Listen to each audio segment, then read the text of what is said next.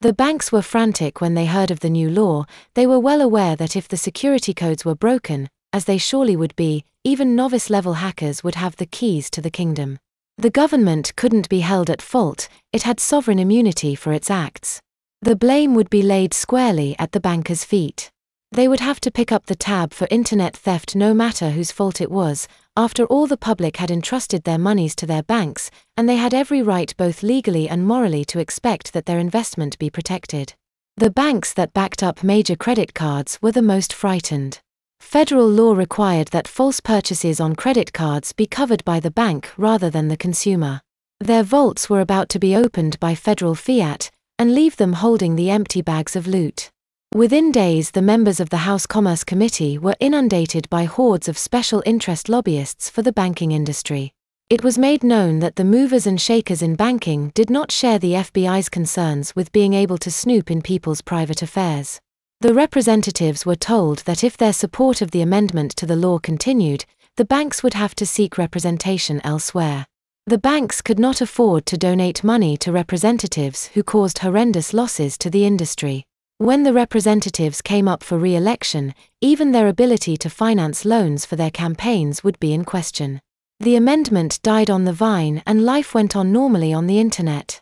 Shareware programs abounded to help people wipe all records of what they had done on the internet. With the advent of satellite connections to the internet, advertising had gone wild.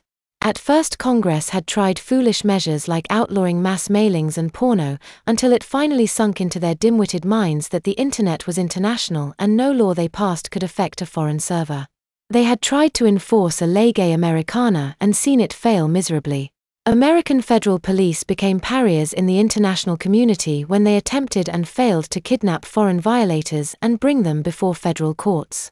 Members of the FBI, DEA, and CIA became persona non grata in almost every free country of the world. Several countries went so far as to make it illegal for members of American police and intelligence community to enter their countries without requesting permission from their government first.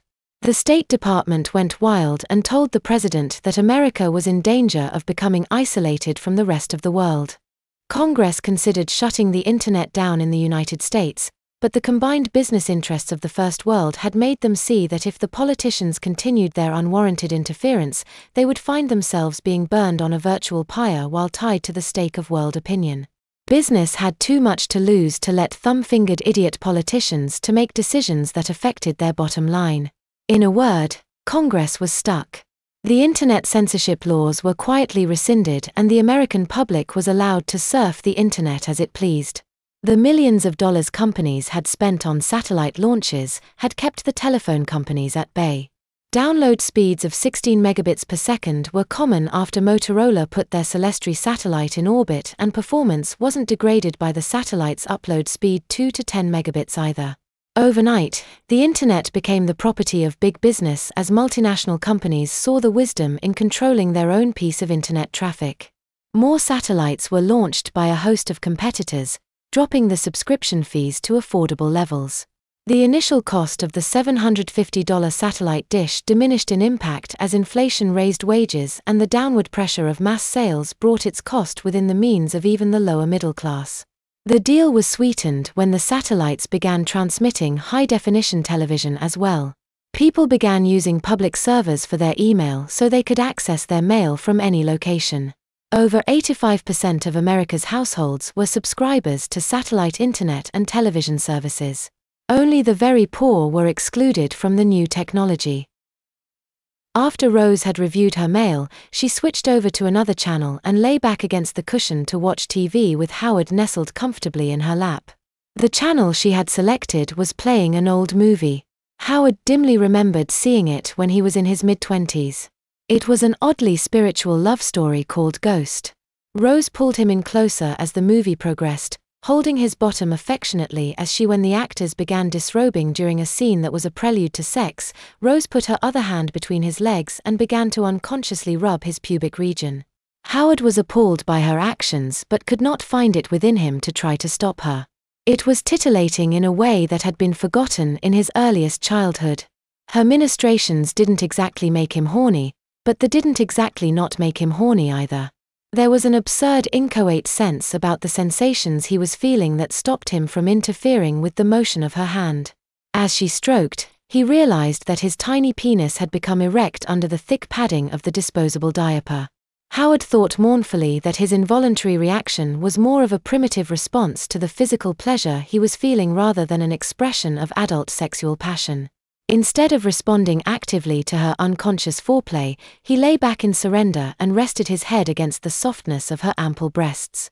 By the time the scene was over and she stopped stroking him, Howard was sleeping serenely in her lap. When the movie was over, Rose decided it was time for little Bree-Bree's bottle.